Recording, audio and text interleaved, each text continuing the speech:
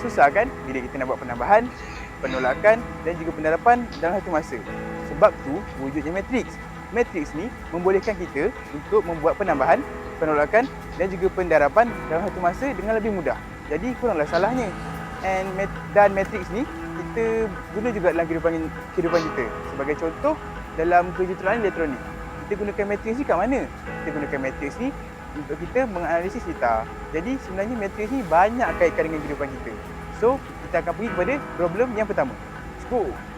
Assalamualaikum, nama saya Muhammad Arif Syahmi bin Muhammad Yazid kat matriks DL22516. Mari kita pergi soalan yang pertama. Soalan pertama berbunyi, Mek Yes mempunyai sebuah kedai kopi bernama Chuanji Cafe. Terdapat 3 cawangan yang beroperasi di Puncak Alam, Shah Alam dan Setia Alam.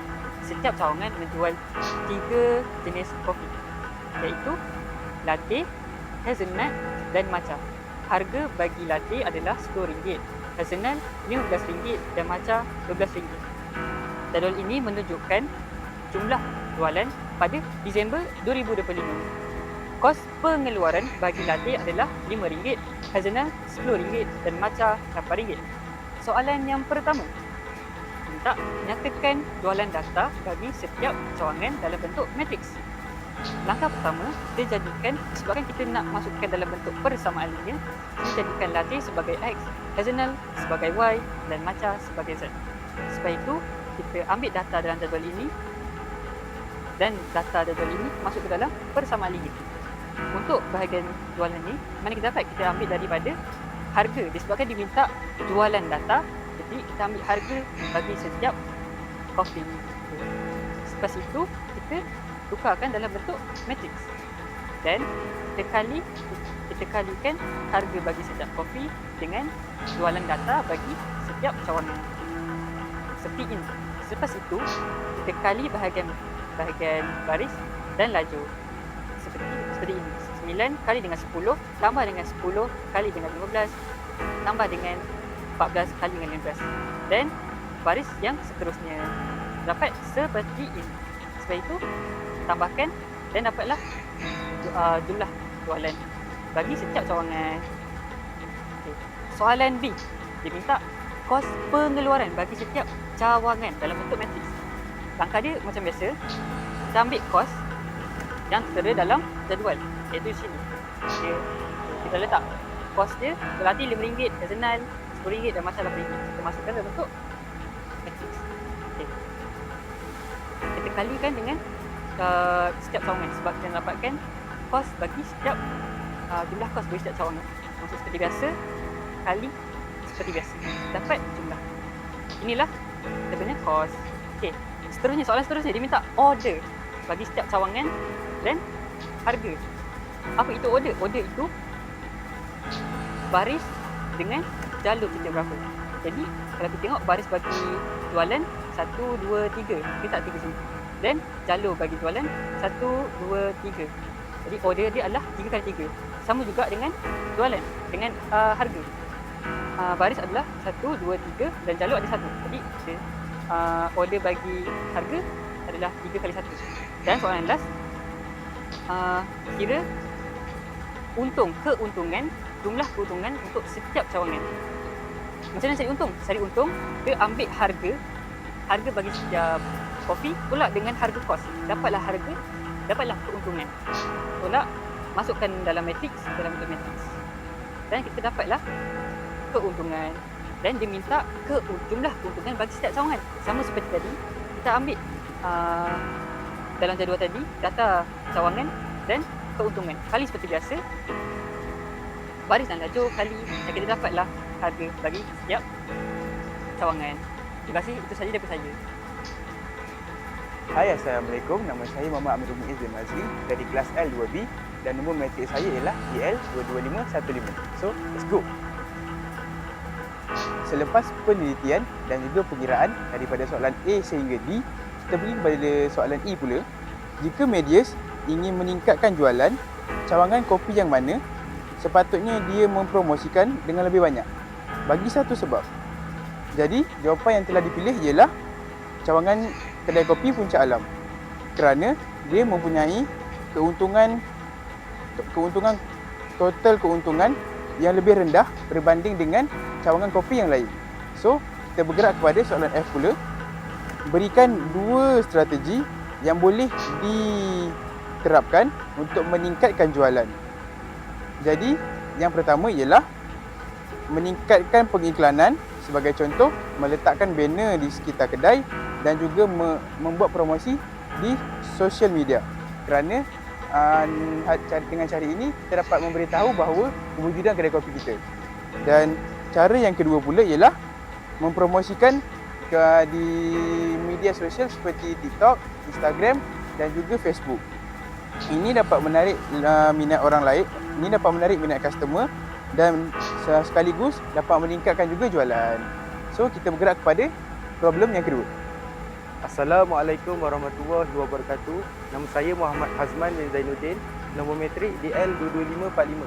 Hari ini saya akan terangkan untuk soalan 2A. Untuk soalan 2A, satu contoh gambar telah dipilih sebagai langkah untuk memudahkan pemahaman. Gambar tersebut adalah gambar sebuah kilang. Sebuah kilang yang berada dalam situasi ekonomi. Kilang tersebut mengalami masalah untuk menentukan harga unit untuk setiap minuman berdasarkan data pasaran. Jadual ini menunjukkan 3 set berbeza, iaitu air mineral, air apple dan air oren. Set 1 terdiri daripada 2 air mineral, 1 air oren, 1 air apple dengan jumlah harga RM10. Set 2 terdiri daripada 1 air mineral, 3 air oren, 1 air apple dan jumlah harganya adalah RM14. Set 3 terdiri daripada 1 air mineral, 1 air oren, 2 air apple dengan jumlah harga RM14. Assalamualaikum warahmatullahi wabarakatuh. Nama diberi Amirul Iskandar bin Ahmad Kamal dan nombor metrik saya ialah DL22004. So, jom let's go. Satu. Okey. Selepas kita dapat kenal pasti masalah dalam kilang tersebut, itu mencari berapa jenis, berapa harga dalam harga satu set ataupun satu air tersebut. Dengan adanya jadual, kita boleh tukar kepada dalam bentuk ayat-ayat matematik, iaitu sebelum itu kita samakan X samakan air mineral, Y samakan air oren dan Z sama dengan air apple. Jadi kita tukar ke dalam bentuk ayat matematik terlebih dahulu, iaitu 2X plus Y plus Z sama dengan 10. Itu adalah persamaan pertama, dan X tambah 3Y tambah Z sama dengan 14.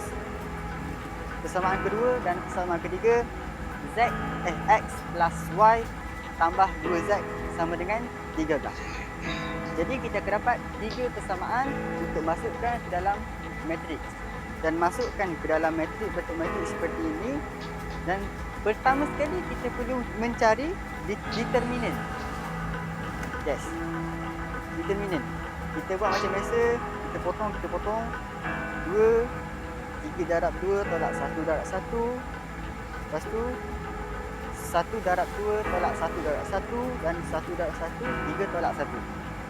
Sama dengan, dan kita selesaikan, kita akan dapat sama dengan 7. Itu adalah 7 ni adalah determinant. Seterusnya kita gantikan persamaan 10, 14, 13 ni ke dalam satu baris. Di mana kita ganti dalam baris pertama, kita cari determinant X. Okey, menggunakan kaedah yang sama, 10 didarabkan dengan 3 darab 2 tolak 1 darab 1 tolak 1, 14 darab 2 tolak 13 darab 1 dan 1 darab 14 darab 1 tolak 3 darab 13. Dan kita selesaikan, kita akan dapat 10. 10 ni adalah determinant X. Okey, seterusnya kita cari pula determinant Y. 2 darab 14 darab 2 tolak 1 darab 13. minus tolak 10 darab 1 darab 2 tolak 1 darab 1, 1 darab 3 darab 13 dan tolak 1 darab 14. Dan kita selesaikan, kita akan dapat 19. Dan last sekali, macam biasa kita gantikan 10, 14, 13 ni ke dalam yang ketiga untuk cari determinan Z.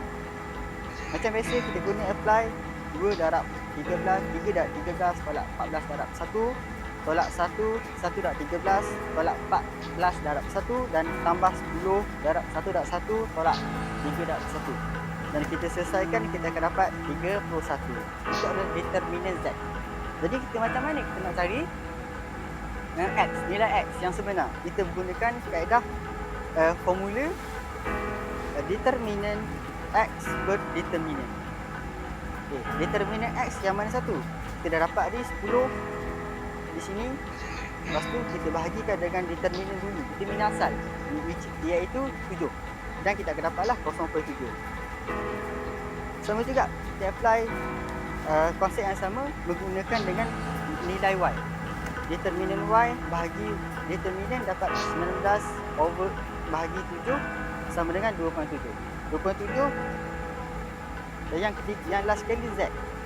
Determinant Z bahagi determinant asal iaitu 31 bagi 7 akan dapat 4.4, which is iaitu X adalah 0.7. 0.7 ni 0.7 apa? 0.7 air mineral. Jadi air mineral bersamaan 0.7 sen dan air oren adalah 27 sen, RM2.70 dan last sekali air apple RM4.40. Begitulah caranya dan shatter sumber. So, kita dah sampai ke penghujungnya dan kesimpulan daripada seluruh video ini adalah matrik ni ia memainkan peranan penting dalam matematik kerana ia membantu menyusun mewakili data dengan secara jelas dan sistematik.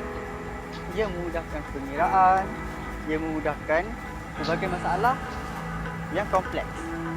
Penggunaan matriks ini seperti dalam bidang sains, kejuruteraan dan teknologi komputer menunjukkan pentingnya dalam strategi kehidupan sebenar. Oleh itu, memahami matriks bagi pelajar adalah sangat penting kerana ia menyediakan asas yang kukuh untuk pengajian dan runtutan secara praktikal di luar sana yang akan mendatang. Itu sahaja. Bye-bye.